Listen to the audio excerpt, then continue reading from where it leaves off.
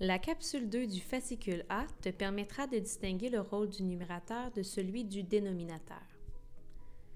Dans l'exemple qui suit, nous pouvons remarquer que les carrés jaunes, les blocs jaunes, sont au nombre de 4. Ils représentent notre dénominateur et indiquent en combien de parties équivalentes le tout a été divisé. En 4 parties, donc en quart. Le bloc bleu représente quant à lui le numérateur. Il indique le nombre de parties choisies. Cette fraction se nomme donc un quart.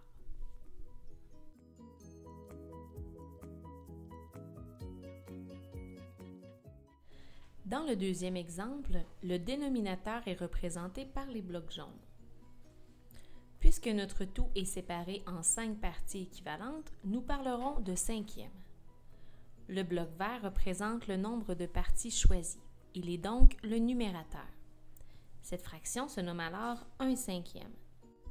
Il est important de constater que même si nous déplaçons le bloc vert, nous obtenons toujours la fraction un cinquième.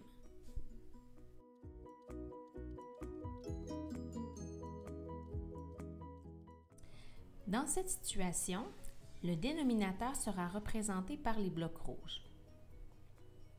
Puisqu'il y a 6 blocs rouges, donc 6 parties équivalentes, nous pourrons donc parler de sixième.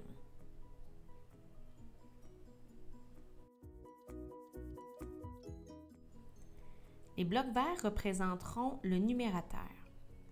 Puisqu'il y a 3 blocs verts, donc 3 parties choisies, cette fraction se nommera 3 sixièmes.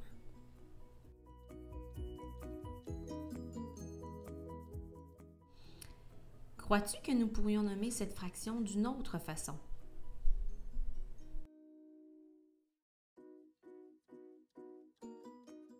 Puisque nous pouvons remplacer les 6 blocs rouges par 2 blocs rouges et garder toujours la même surface, et remplacer les 3 blocs verts par un bloc vert, nous pourrions aussi appeler cette fraction une demi.